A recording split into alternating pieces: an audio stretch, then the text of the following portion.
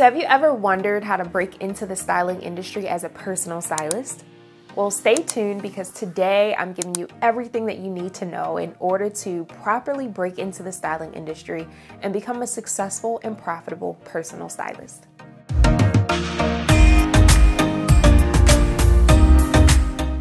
Hey Brave Souls, my name is Kristen and I am the CEO and founder of Project Style University, where I help personal stylists aspiring and emerging transform their style hustle into a thriving business.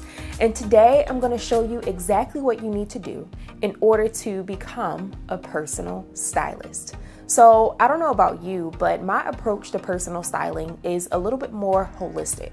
So I think about why exactly I want to become a stylist, who I want to help, and all of those things that really are a lot of what I didn't think about before I broke into the industry. Of course, I started styling as an editorial stylist because that's really all that I saw. That's all that I knew. I didn't really become a personal stylist until about 3 years later. When I started to do my research, I started to take my business a little bit more seriously, and I really saw what exactly I wanted to do as a stylist and how I wanted to make an impact in the styling industry. So I landed in a personal styling in 2016 and I transitioned my entire business from editorial styling to personal styling. My audience changed, my content changed, I evolved, and a lot of things just fell into place when I finally realized what I was doing and why I wanted to do it. So that's what we're going to talk about today. I have 4 steps to really become a personal stylist. So step 1 is really thinking about your why.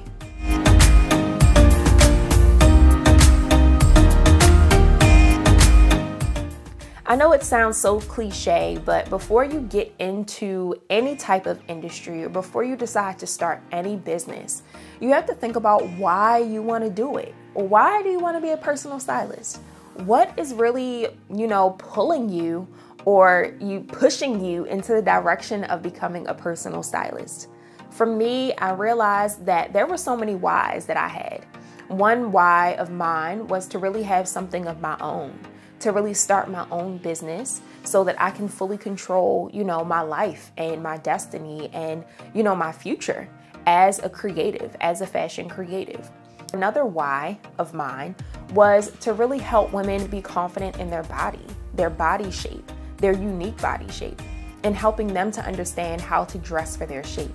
When I was growing up, and even now, my body wasn't looking like all of my friends' bodies. I felt like I was slow in developing everything else that everyone had, and I still don't have much to show for it. So I struggled with dressing myself, and I struggled with really showing up as my authentic self because I didn't really know how to dress for my shape. I didn't really know how to accentuate the best parts of me. But when I got older, I began to explore different styles, different brands, different stores that carried a variety of different styles that I loved. I started to really find my own style. And I understand as women, my clients, they go through a lot of different changes in their lifestyles, whether they just lost the job, whether they just had a baby, whether they are trying to find themselves after years of being married and maybe they just got a divorce. It's some type of transition that's happening in their lifestyle and their bodies are changing with them. So that is another one of my why, to really help women to understand how to dress for their shape no matter where they are in their journey as a professional woman. So think about what your why is. Think about why you want to become a personal stylist and the impact that you want to make on your clients' lives, because that's what we do as personal stylists. We are so unique with what we have to offer. So it's important for us to understand, understand our value and to really showcase that and get others to understand that too, so that they can invest in us.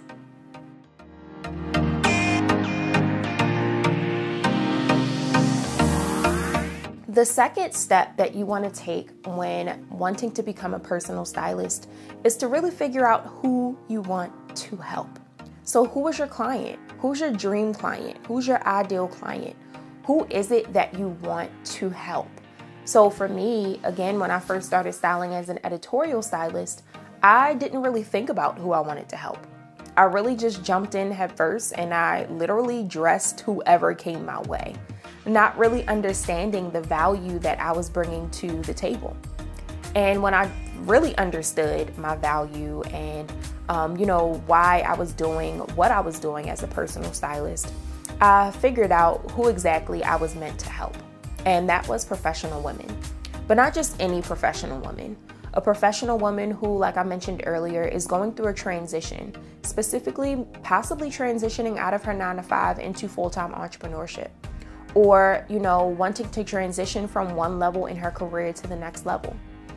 Wherever she is in her journey, she's transitioning to another level. She's transitioning into another direction or a completely different space. And she can't wrap her head around, doing that, but also showing up, her appearance, really showing up as the person that she wants to be seen as. So that's where I come in. As a personal stylist, as her stylist, I come in and I really save her time. I kind of save her money. I teach her what to invest in. I teach her what styles really look best on her shape. And I help her to really understand, what her body shape is, because many women don't know that. So I realized that my audience was professional women, or are professional women. So figure out the type of person that you want to style. What gender? Start with gender first. That's the easiest. A man, a woman, both men, women, kids, whoever you want to style, figure out the gender, and then figure out the type of person that it is, your niche. Like, what is the type of person? What is that person going through that they need your help when it comes to style with? What are they going through? What type of transition is happening in their life where they really need your help?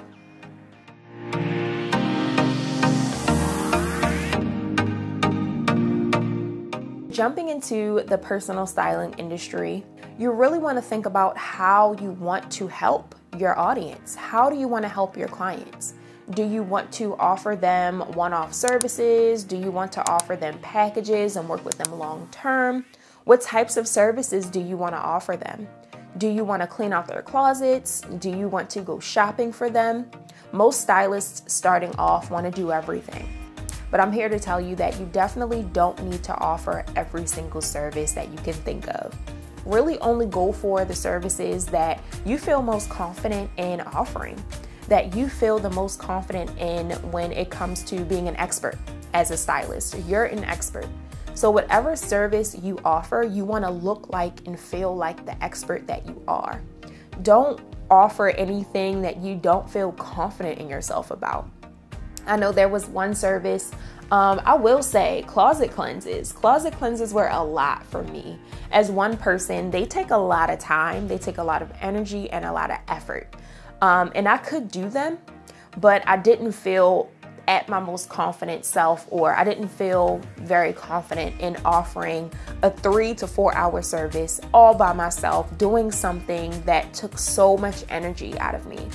And it's something that I don't necessarily love doing till this day. But now that my business is completely virtual, it's so much easier for me to offer my closet cleanse service and any other service that I offer now. So really think about how you want to help your audience. And aside from the services that you want to provide, think about the transformation that you want to make in their life. For me, as a stylist, like I mentioned earlier, I'm helping my audience or my clients to really understand their body shape and to really properly dress for their body shape. Again, a lot of my clients don't even know their body shape.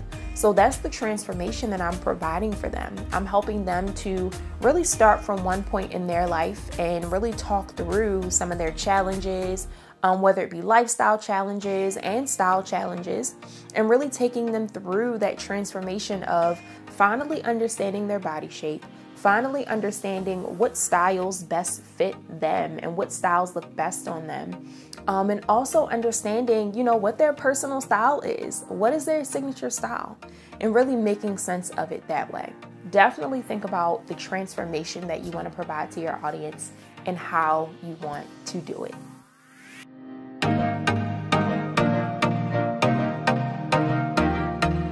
Now you want to think about how much you want to charge for your services and for your time.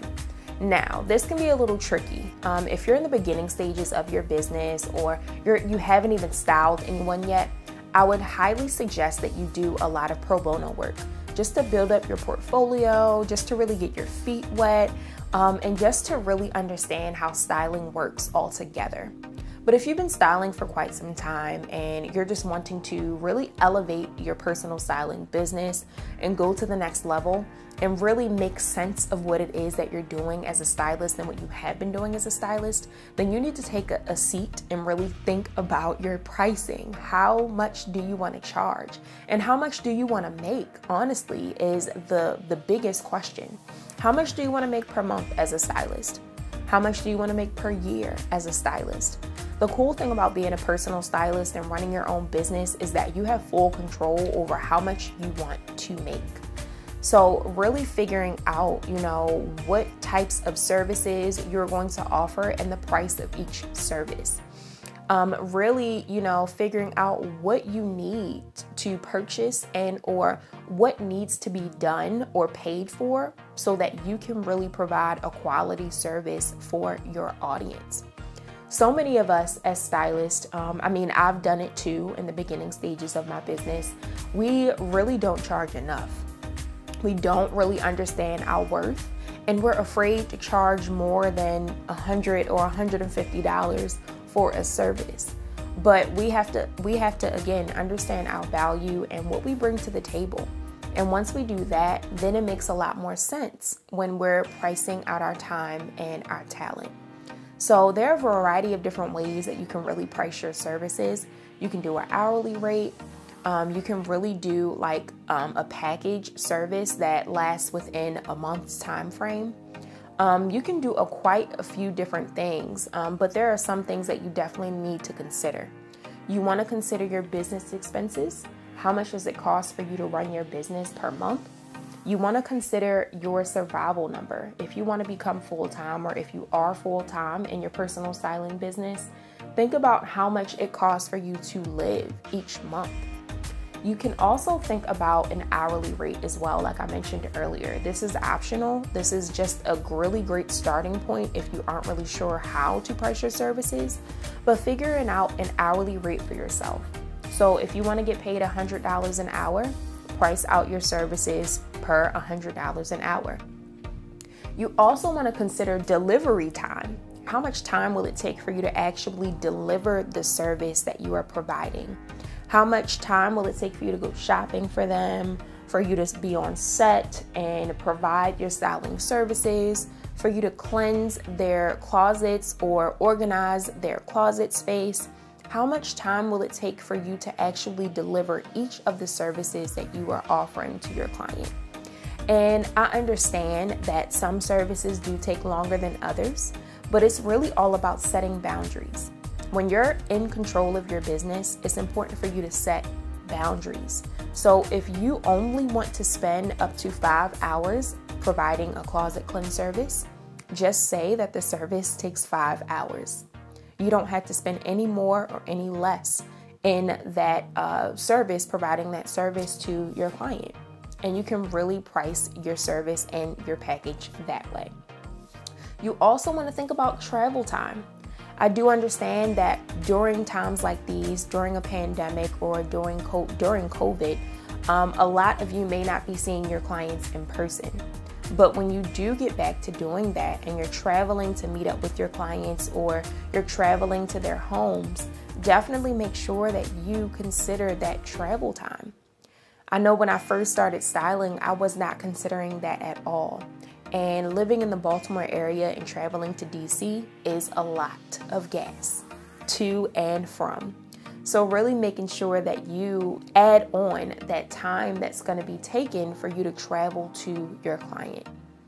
You also want to consider your target audience and how much your audience is willing to spend on clothes, how much your audience is willing to spend on a stylist, on your services. How much are they willing to invest in you?